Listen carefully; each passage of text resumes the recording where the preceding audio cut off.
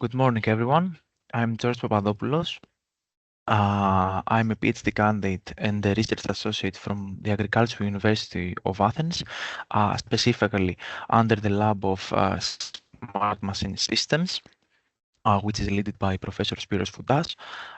So, what it brings me here today is actually a role in the project is to lead the design of one of the tools that are included in the QuantiFarm toolkit, which is the cost and benefit calculator tool, which pretty much stands out as a repository of different kind of digital agriculture technological solutions, which as an end user, a farmer can log in, select one DAT, and based on the literature review that we did um, to to have an overview of different kind of benefits of the stats, he can actually assess if a DAT could be beneficial for his specific needs.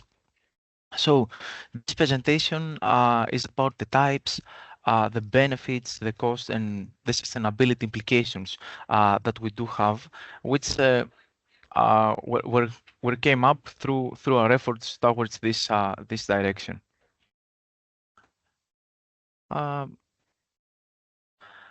So when we're talking about digital agriculture technological solutions, we're pretty much talking about leveraging digital tools for data-driven decision-making, aiming at the implementation sometimes of precision agriculture and the optimization of resource use, empowering the farmers to effectively enhance crop and livestock production. The advantages, the main ones that we have seen by using these technologies is that we use the power of technology to optimize the agricultural processes. I mean, the harvest, the monitoring of the crops, the seeding, applying fertilizers and other kind of inputs. Then we can use the data to improve the decision making in the agriculture sector. We also address the evolving needs of the agriculture industry. In some cases, we need to somehow mechanize all these processes. We also contribute to the sustainability of agriculture, as from all this data that the technologies are offering us can help us to take better decisions and better understand what is the impact overall of the agriculture practice in crop and livestock. We also managing sometimes to increase profitability for the agriculture sector, as well as strengthen the resilience of agriculture to global agriculture challenges. These are the main and key advantages that are offered by these stats. We will start my presentation with first the DATs that are used in crop production, and then we will move with some DATs that are used in livestock production. So, in order to be able to build the cost and benefit calculator and a repository, there is the need to categorize somehow all this data, but using this categorization doesn't mean that these categories are not cannot work together and build something new. For example, we have farm management information system, variable rate application systems, we have recording or mapping technologies. We have now robotic systems or smart machines using artificial intelligence. We have decision support systems using data to help the farmer and the advisor to decisions. And we also have controlled traffic farming technologies. And by what I said earlier is that we can have, for example, an FMIS with a DSS system all together as one technological solution. Working together, also you can have a VRA with a CTF technology. Okay, so all these are the main categories, but in most of the cases, we found them cooperating and working together as a solution. I will start with the farm management information system, which helps us with data collection, processing, storage, and analysis. And it assists farmers to manage their fields and operations and resources. So pretty much during all the activities that you're doing, all the operations, the seeding, the applying of different kind of inputs, you are collecting data, either by using a DAT or by doing something with not a DAT, by you. Okay, so all this information can go to cloud either automatically or as an end user, you can directly put it put it there. And then these kind of systems, they analyze the information and provide you an output or an analysis so that you can see the results and everything. So how you can use these systems through web applications and mobile services. So you do have direct access to all the data that are related to your farm. And in most of the cases, they're very user friendly. They automate data processing. They adapt according to the crop needs, and they are they're very good either for small farmers or if you are a large scale agribusiness, let's say. Then we have the decision support systems, where it's pretty much the same with the FMIS systems, but now they use all this data to provide you with an advice. Okay, so we have here the data storing, the processing and analysis, but it also provides prompt advices to farmers and enable better decision making. Again, here there are web applications and mobile services, and the farmer has direct access. But now we have automate data processing, and we integrate expert knowledge. So an example of this knowledge is that you can connect, let's say, a weather station to a decision support system, and based on the data provided by the weather station, they can inform you about when to apply a pesticide, or when the weather is good to go for spraying, or when to seed, and other kind of advices, because they're built based on the expert knowledge. So they somehow stand like an advisor, your personal advisor for your field and your crop. And during our efforts in order to find the benefits that this system have, for arable, we see benefits by increasing the yield or saving pesticides or fertilization saving. In fruits also, we see similar results. In vegetable also, we saw water savings, pesticide savings, and yield increase. And also there are quite many benefits in vineyards and orchards also. But all these benefits are for specific cases, and every time that the farmer would like to operate and use a technology, he could deliver different kind of benefits, because each time the data are different, and the field is different, and you cannot be sure about what kind of benefit you will receive. But these are the main categories that we have seen from other cases. And also we have some environmental kind of benefits. We have the water consumption reduction. We have the herbicide saving. We reduced water use by 42.1, let's say, percent. So enabling these systems can also be good for the environment, which is very good. And now moving on to the, I'm sorry for this, to the variable rate application system. So and we use this system so that we can variable rate application to variable to use different rates of inputs, such as fertilizer, water, pesticides, and pest products.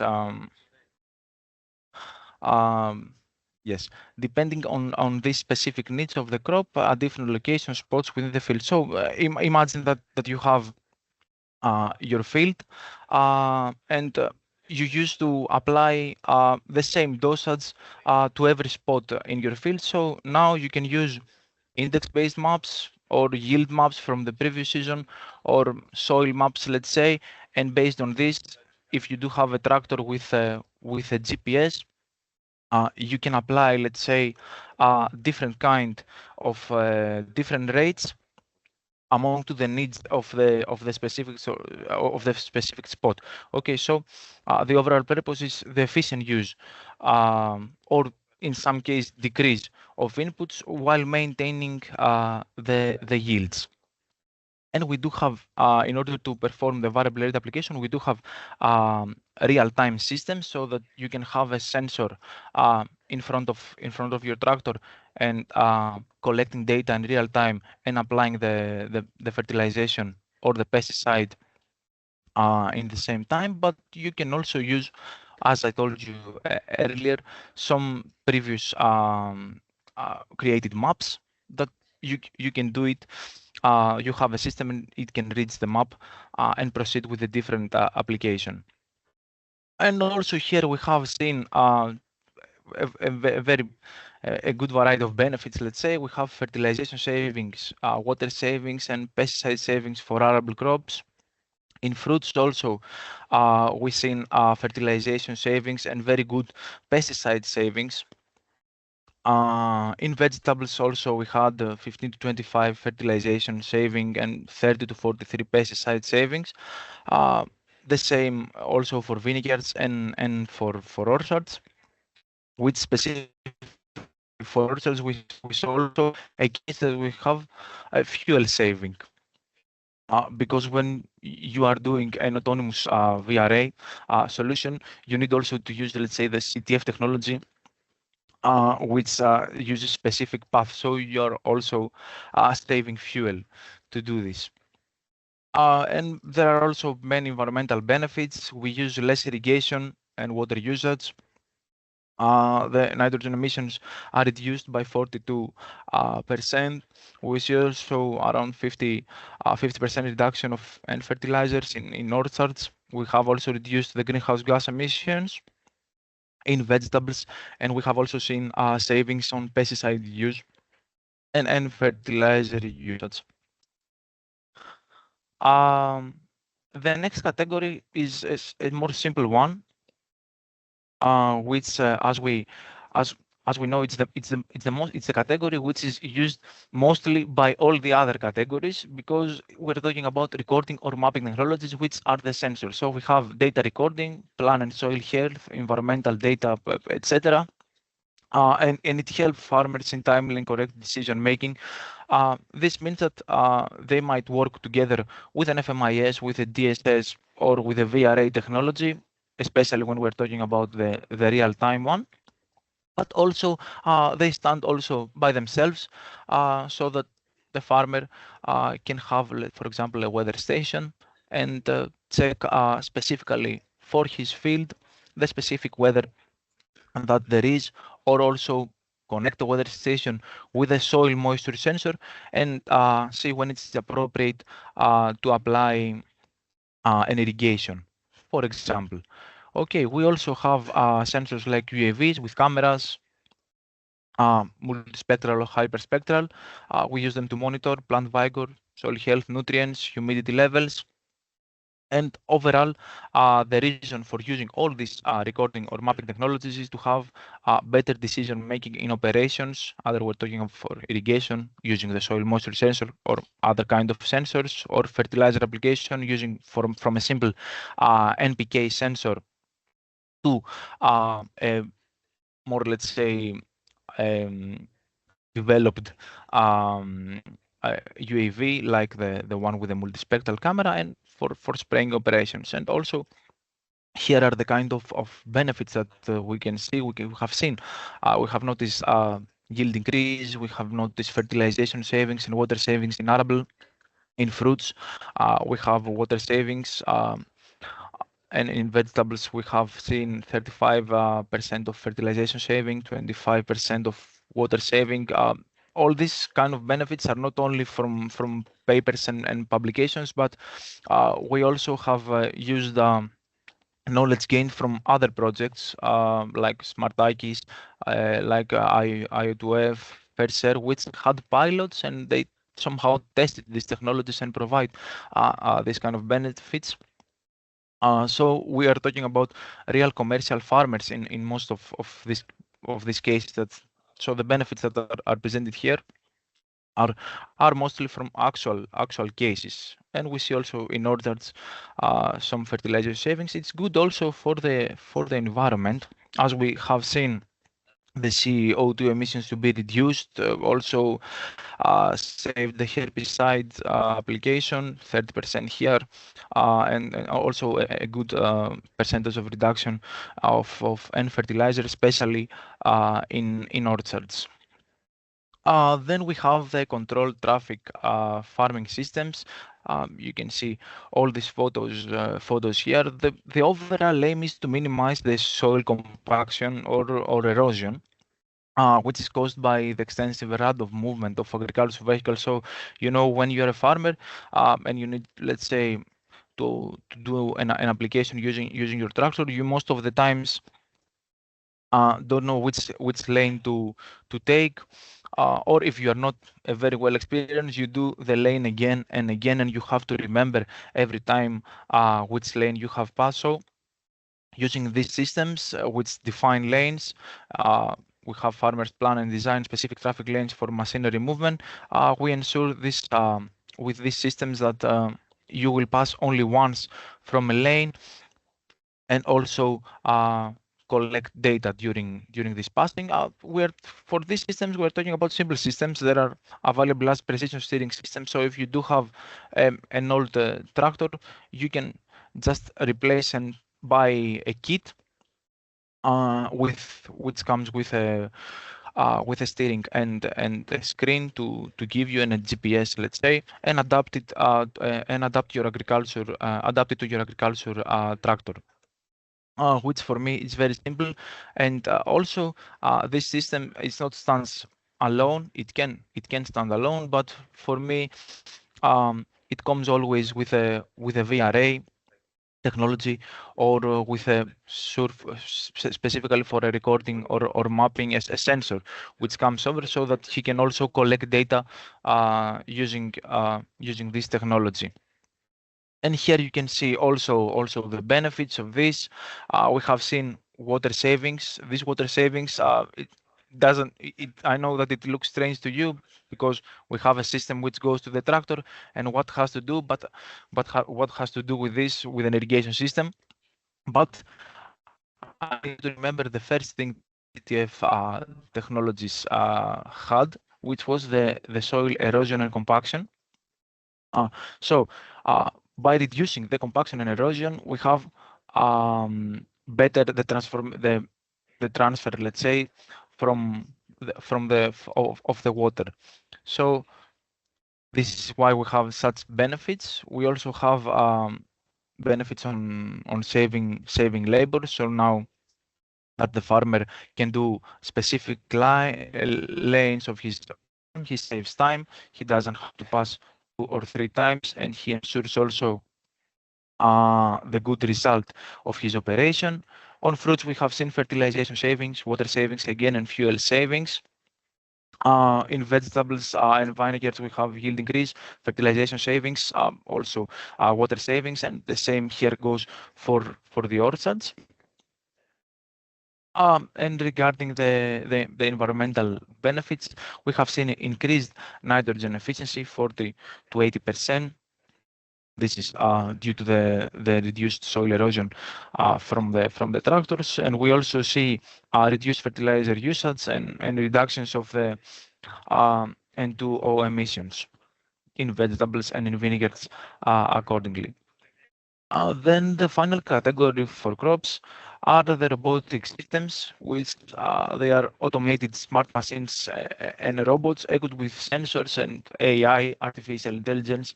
I know that you hear a lot of this currently, to perform tasks such as the planting, the mechanical weeding, the harvesting, and the crop monitoring. Here in the photos, you can see some examples of this. We have here the robotic, which is a robotic platform that using different smart implements, it can do the seeding, autonomous seeding, and autonomous mechanical weeding. You also see here in the next picture a smaller, let's say, robot to do the harvest. and also in the photos at the down. You see also a smaller robot so that they can perform autonomous mechanical weeding in vineyard. So we have automated tractors programmed to perform spraying, seeding, or other operations. Fully, all these robots, they're using GNSS or LiDAR sensors so that they can autonomously navigate in the field. We have harvesting robots, which in most of the cases identify and recognize the ripe fruits and vegetables with cameras and automatically harvest them. And they reduce the need for manual labor during the harvesting. We have mechanical weeding robots locate and remove weeds using cameras. In some of the cases, for example, this robot that you see here, they have cameras in front and at the back, and using the smart implements, they're performing the weeding by identifying, let's say, the weeds and the plant. So once using the camera, it identifies this. It automatically selects to, let's say, cut the weed and keep safe the crop. This is very important, and this is where AI comes and machine learning. So this is why we have AI here. And lastly, we have the UAV drones, which are equipped with multispectral, hyperspectral cameras or other thermals. I told you before, standing out as recording or mapping technologies, carrying out sensors and providing maps. But here we have also the use of spraying and fertilizer application. So you know that we are currently start using the drones and the UAVs in order to perform spraying operations, especially in crops that it's very difficult to move in with a tractor. For example, if you do have a rice crop, with rice, you know that the water is 20 centimeters from your feet, so it's very difficult to go in with the tractor. And here we have the UAVs, which stands out as a good solution in order, let's say, to do a pesticide application. But in this case, and with all of this, we still need to examine about what are the results and how they can, if they are actually comparable with the traditional operations that we do, that they're good and they can support. And again, here we do have seen very many benefits here for arable fruits and vegetables. We have seen pesticide savings up to 45, labor saving. Especially the most benefits that we notice are related to labor, because for example, if you're going to do the harvest by yourself, it's going to be a very difficult task. You need too many workers to perform it. So now that we can have robots, that we can perform it more easily and rely on this technology. So the most benefit, the key benefit here is the labor, but we have also seen reductions in fuel, in pesticide, and in fertilization. And the environmental benefits here, we have noticed some reduced fungicide usage of up to 90% and a reduction in pesticide material up to 45%. And moving on, we have also technological solutions for livestock production. The categories pretty much here are the automatic milking systems called AMS. Then we have animal health, welfare, and monitoring systems. And finally, we have the feed and live weight measurement. So the first thing here is that you see is the automated milking systems, which is what the name is for. They automate the milking process, enhancing labor efficiency and ensuring consistent and stress-free milking in environments. So here you can see also two examples. We have a robotic milking system and automated milking parlors. And the different kind of benefits that you can see here is that they reduce labor costs and increase productivity and milk yield efficiency over the time. And we have data-driven insights because Through the use of these systems, we collect data, and it provides real-time data on milk yield quality, as well as on data on cow health. And there is also a chance for scalability because it's suitable for farms of various sizes, supporting growth and expansion. Also, here are some economic and environmental benefits we have seen in using these automatic milking systems in different types of animals, for cows, for buffaloes, as for small ruminants. We have seen an increase in cow productivity by 10 to 15. We also see enhanced cow milk yield 5 to 10%, the productivity growth of 3.1 per year. Also, we have noticed this using these systems, and we also have some environmental benefits which are related to lower energy consumption by at least 35% in dairy farming, and in reduction in greenhouse gas emissions, specifically for dairy cattle farming of up to 6%, let's say. Then we have the next category, which is about sensors and all systems that we have for animal health, welfare, and monitoring. These are systems that are continuously monitor animal behavior, movement, physiological parameters, and oyster cycles to maintain health, welfare, and support breeding management. Example of these technologies are some wearable sensors. You have seen these ear tags that some animals are using, or heat detection collars, for example. We also have GPS tracking systems so that we can detect the movement, especially when we're talking about the herb and they are outside.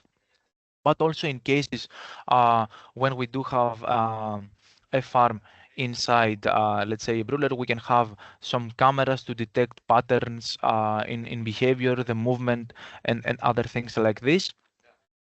And here we have the as benefit the early disease detection, identifying health issues early, reducing treatment costs, and improving recovery rates. We're talking also about real-time monitoring as it tracks vital signs and activity levels, and this help us to immediate enable the intervention in case that is needed. We have also heat stress management, which identifies and mitigates stress caused by high temperatures. We have these heating collars, which provide this information, and we can continuously monitor the heat of the temperature of the animal, and overall it improves the well-being. And finally, we have the improved animal welfare.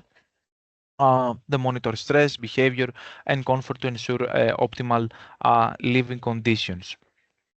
Also, here we have some economic and environmental benefits. We have seen an increase in milk yield increase as we try here to, let's say, provide a different situation for a living situation for animals and sustain them as healthy as possible.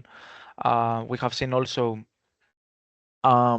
environmental benefits like reducing the global warming potential for every 5% increase in detection of infected cows, let's say. We have also seen decrease in energy consumption by 20 to 30%, especially in poultry and pigs. And we have some other kind of benefits, let's say, predicting conditions such as fever, cysts, mastitis, pneumonia, and black quarter, and foot and mouth disease in cows with more than 95% accuracy.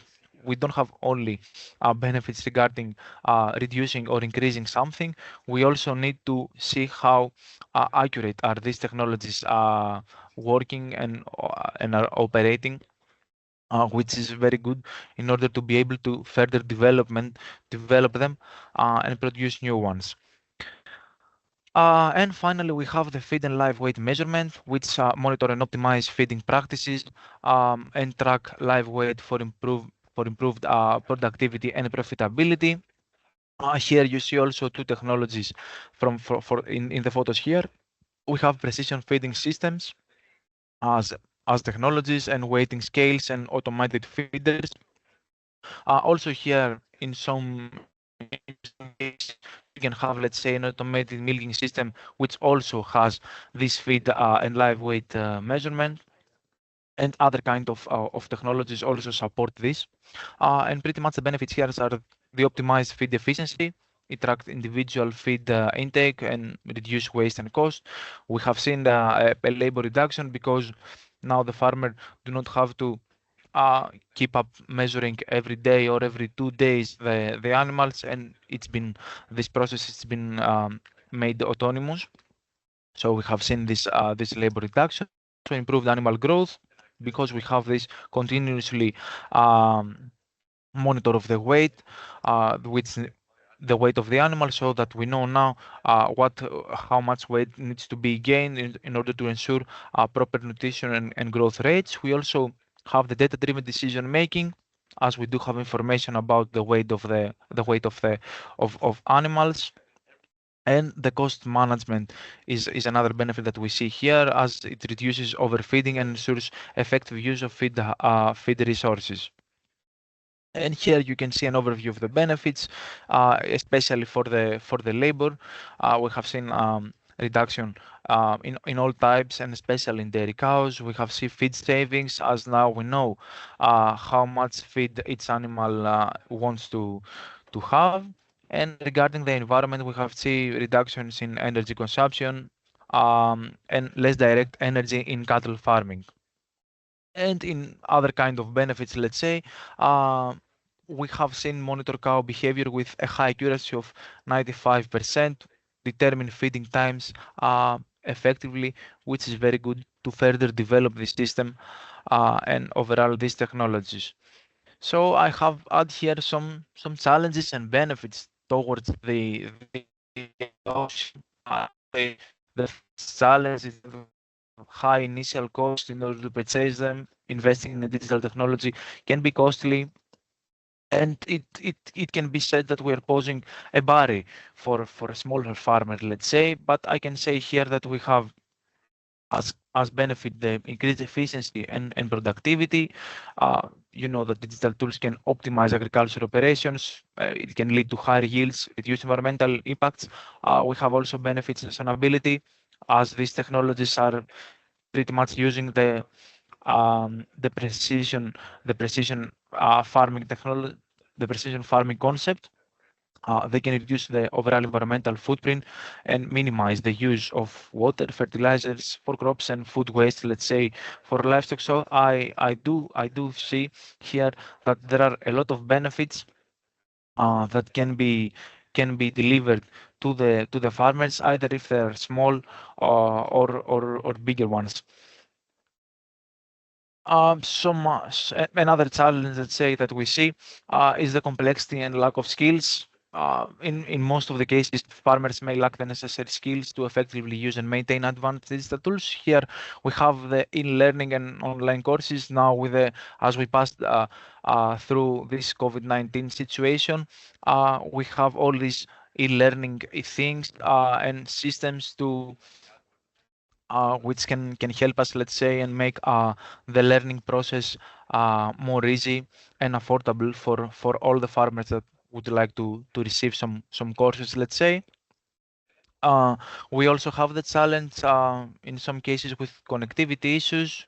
Rural areas are often suffer from interconnectivities, which can hinder, let's say, the implication of digital technologies. We know most digital technologies do want to use, let's say, a connection to the internet so that they can pass to the cloud some data or do other kind of analysis, let's say. But we have also edge technologies that not need to use every time the internet, or they need, let's say, uh, the internet connection only for 1 or 2 days in the month, so that they can parcel the data.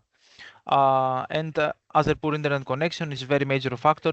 There are already plenty of DATs which are operating with no internet. So I think this is something good. And we also have seen another challenge, which are about the data privacy. And in most cases, farmers may be hesitant to adopt technologies that collect and store personal data. And this is something that it opens a big discussion: who owns the data, etc. But the good thing here and the benefits is that with all this data, We don't know if it's good or bad to keep holding them and collecting them. And I know that most of farmers are hesitate because of this thing, because of all this data. But this is the only way that we can take data-driven decisions. So if we do have access to data, we can help to make better decisions, improving crop health and management, which is a benefit for all of us. And that's why we need to find a way to overcome this challenge. That's all from my side.